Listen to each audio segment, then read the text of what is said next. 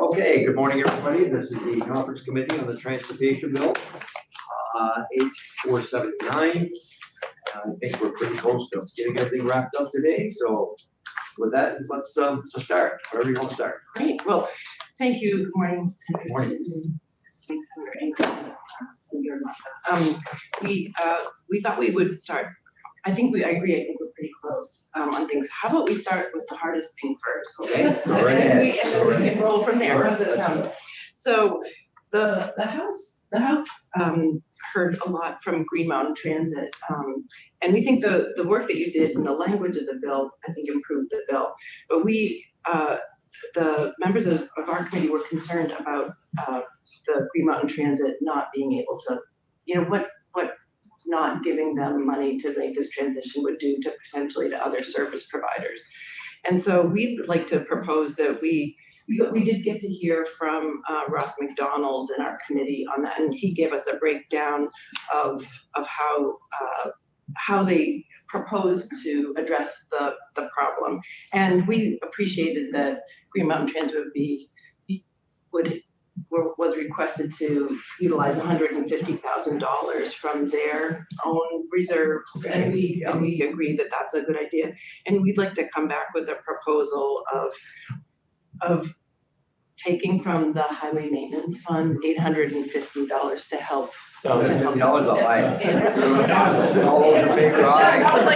was quick. $850,000, and that comes from because I think in the agency's solution to this, there was also going to be that they would go to the MTI program and apply for a grant. And I think our committee just really wants to help them get back on to be able to do this transition with the fare boxes and everything, and just get that done so that when we're back here in January, they're not coming back to us asking us. So you're looking for $850,000 from the high, and so that's connected and with. And then use the MTI grants too.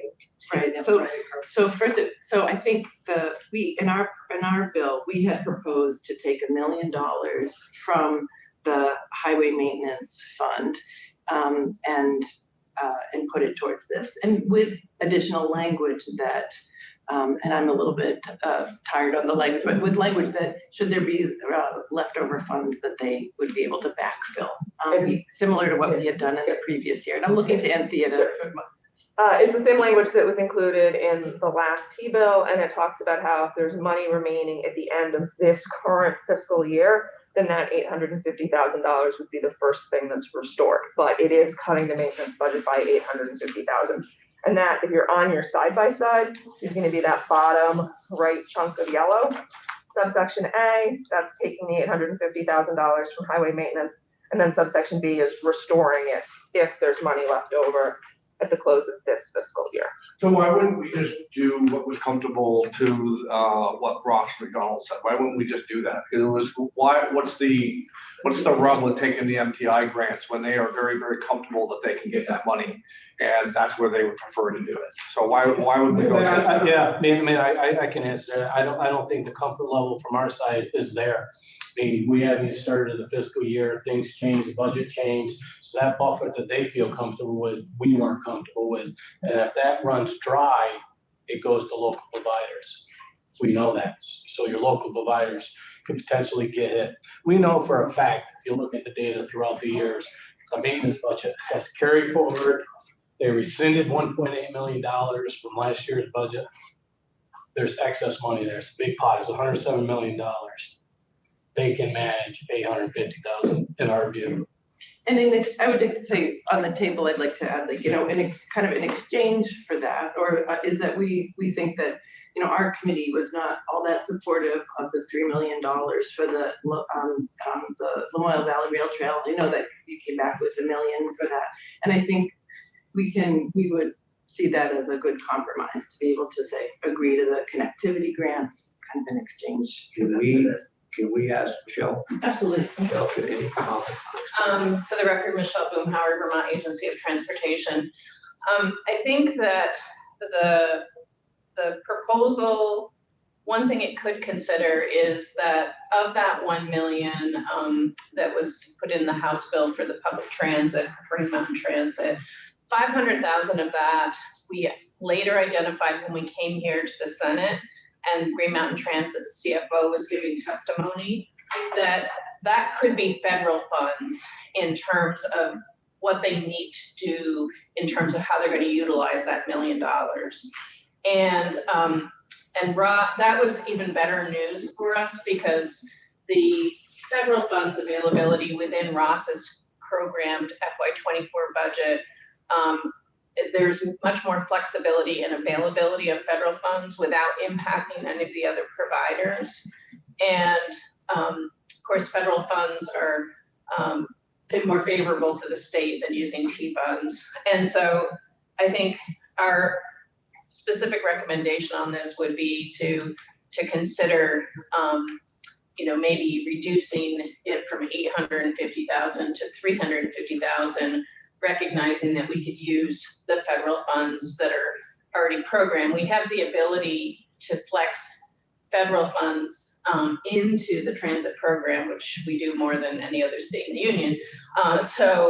That is a much more palatable area in terms of flexibility than the maintenance budget. So I know that Representative Corcoran had some concerns about that. Do you Yeah, wanna- I mean, this goes back to the potential of affecting local providers. Michelle, can you, the agency stand here today and guarantee that if we take that 500,000, it's not gonna affect local providers down the road? Because when Ross testified before our committee, he said that things change, budget change, they go before, the agency and request budget adjustments. And that was our concern, that money is gonna get dwindled down over the year. Right. This is a question I specifically asked Ross last night when we were talking about sort of the totality of the T-bill. And he said that the $500,000 is not sort of slated in with anything that's planned for the local providers at this point. So there would not be an impact on local providers if we reuse this 500,000 of federal funds in this manner. Correct, it's not budgeted, but as you know, local providers always come back to us with things that unforeseen that they, are hit with throughout the year. Would that $500,000 be directed towards local providers? No. So this money couldn't even go back to them if they requested new money? If they requested new money, it would be from sources above the 500,000. We would either flex in more other federal highway funds, CMAQ funds that we can flex in, or we would examine other parts of our budget that doesn't go to the locals to address it. But our expectation is that this 500,000 is available without impacting the other providers. And we have mechanisms if the other providers should need money. Outside of the 500,000, Outside. that you feel confident in, Yep. that there's enough money in your budget, because that's in contrary to the testimony that we heard. That's why the comfort level for the maintenance budget, if you just look at the past history, I mean, it doesn't take a rocket science with the carry forward and the money that's rescinded, that's a safer bet. I mean, it's the comfort level is there. Federal money, wrap that. I understand that, but we heard different little testimony on that. You're assured that. I think the only other thing I'd mention is that one of the things we're looking at closely this year is salt prices. And we've we have 3 principal entities we get our salt from, and we've seen an 8 to 12% increase in salt prices. This past year, we had, a mild winter, and we, spent $18 million on salt. And so it will, it'll be an increase there of a few $1 million just to do our base salt activities. So that's always just a consideration in terms of what happens when, when we have that. The other thing we do when we always pre-fill our salt sheds in the fall. So we basically are front loading our budget obligations on maintenance. And then whatever we find after we get through the winter is available that goes into paving on, the district leveling activities. And so, for instance, this year we were able to add $3 million to the early paving program and $1 million to culverts. It's all a trade-off. There's no doubt about it, but those are just a few other factors. Sure. Just one last question. We get roughly 2 million or 2 months left of our, current fiscal year. Is there a projected carry forward the maintenance budget, or are we going to spend it all? I don't know the answer to that question. Could we get the answer to that? I can I try. have a feeling that there's probably going to be a carry forward. But anyways, I mean, I think to Representative Corcoran's point that we know that there's a pretty good feeling that there will be carry forward from the maintenance budget. And, as Ross McDonald said, GMT's problems are our problems, right? We want to make sure that they're able to get this funding and get it out the door to address the issues, as they're transitioning, as they're making a transition. So I think that could be helpful. We use your argument. Yeah. We get what you guys want to do, but why wouldn't we just grab the federal money? Why wouldn't we do that? If It's we're federal money. sure there's money for others. We've heard from Michelle that it's there. It can't be used for anything else. So why don't we just grab that money and we get the 350 from maintenance and we're done with this issue and on we go? if we could be assured of that, but like I said, we can rewind the tapes and, what was testified before our committee, it just seemed a little different. So, I'm not prepared to say yes or no to that, but we have a proposal on the table. Yeah. And we feel that that's the right direction to go. Yeah, and if we could, if that You Senator need more Buzz, assurance, why don't we work on that? we could work on that. Maybe we could even take a break, because I know that we're trying to, to get through. Okay, so we both, we know that. now. That's true. And so I think what I was not gonna go from the top down on the tracking sheet. I think it's probably easier to, so I think the paging swap, I think that was big bill dependent, and I think that is, as I look at Chris through I here. think that is right to close out. Yeah, so I think we're comfortable with that, if that's on the, that's on there, yeah. And then I think, we had some language, I'm just gonna go down to Caledonia Airport. We had a few more days to think about this. We heard from some of the same folks that your committee heard about, and we just had some additional language that we wanted to propose. Okay. So, because I think that the committee felt that the proposal had some merits, and we just wanted to kind of put some belts and suspenders around it, but specifically to give some tools to the agency and the state. So the most substantive changes, I think, on the first page, starting on line 9, is that in this proposal, the request proposal include a business plan. So, and at a minimum include a prospective purchasers or lessors plan for investments in the airport and the surrounding community, and may include plans for the partnerships with secondary and post-secondary institutions in the surrounding communities. And since, as this proposal has been discussed, that has been something that has been talked about, but it hadn't landed on the page. So we wanted to ensure that both the agency and the community, the town of Linden, would have that information. So that's that piece. Any comments on that, Michelle? I think this is a good suggestion with the 6 months. All right, anybody have any issue with that? Okay, Great, and then on the second page 2, going down to line 13, really it was just about what this language here is if the airport is conveyed through a purchase and sale agreement, and that what are some of the details about a right of first refusal. We don't know who the purchaser may or may not be, but if that company is purchased by another larger company, that this gives the state a little, so that the agreement just doesn't slide over without an opportunity for the state. And that's what that language any is. comment on that, Michelle? I think that works well too. Okay. Anybody have an issue with that? We're good? Okay, are we all right? Okay. And then really just teasing out, separating, same with lease, even though this might be detailed in some of AOT's authority already, but that similarly that the lease can't be assigned. At this point. So, All right with that? okay. All right. So look at that. We are like checking things out. Yeah. So, great. Thank you.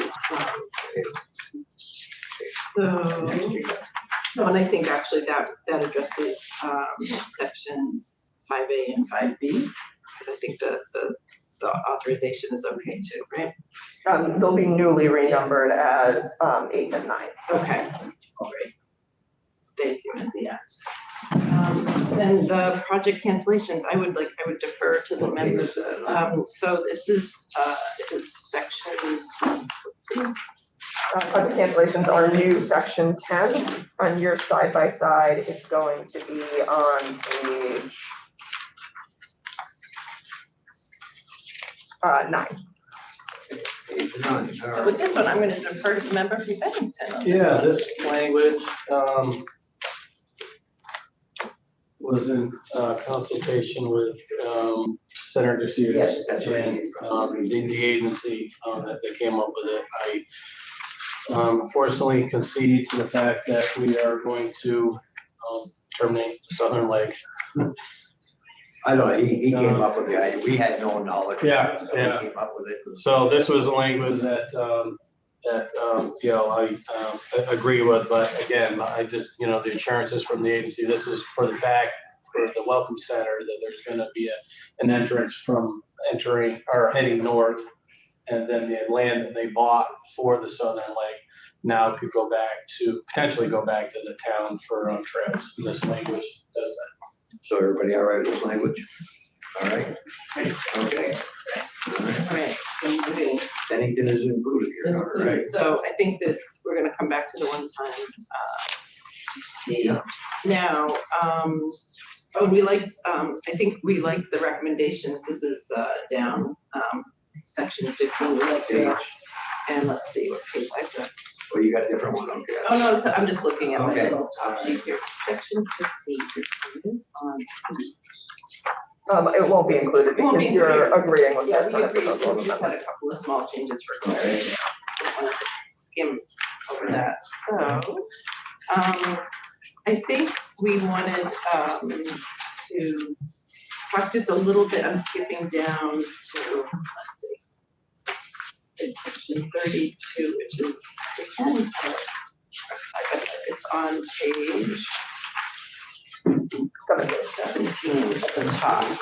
So, yeah, I think so. Okay, there we go. No, this is what she's asking for. So this is the Carbon Reduction and Protect Programs report, and we appreciate that the Senate prefers when we put in two reports, you simplify matters to one. We wanted to, it's a small change in when the timing of that report would come. And I guess, we should probably ask the agency, but our understanding from this work that's being done is that they're going to be wrapping up the work on this carbon reduction plan in the fall.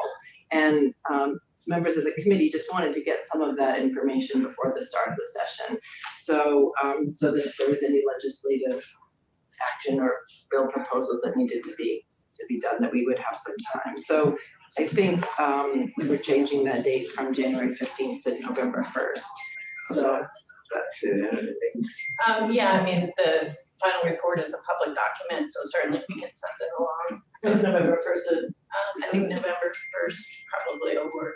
Can we It's do the like, original date we had. maybe December 1st or something, or? Or November 15th, I think. Yeah, I'm just one of trying to those figure out would be the, probably suitable fine, for right? everybody. Yeah, November 15th. With November, I think November, last night I was looking, I think November 15th. Friday before Thanksgiving. Yeah.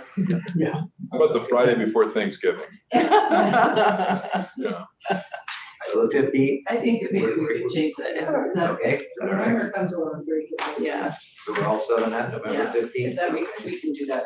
All right. So where are we now? I think. So we have to, I think that, section 23 with the e-bike incentive program, which is on, Right. Send it. which I'm skipping back. it's on page 14, and the side by side. So maybe I can just set this up and refer and add to this if we need it. You know, in the budget, in the BAA, our committees agreed to support $100,000 because the e-bike program, that funding ran out pretty quickly. And it came from, this is from the replace your ride funding. So we wanted to make sure, and then this session, after that, our committee did some work to kind of tighten up to the language of in the program to make sure that the money is getting to the folks that we want the incentives to go to. So with this language, we tried to clarify, since the 100,000 passed, and we don't want there to be any delays in getting that money out. The rationale for putting that in the BAA was that it's springtime, people are buying bikes.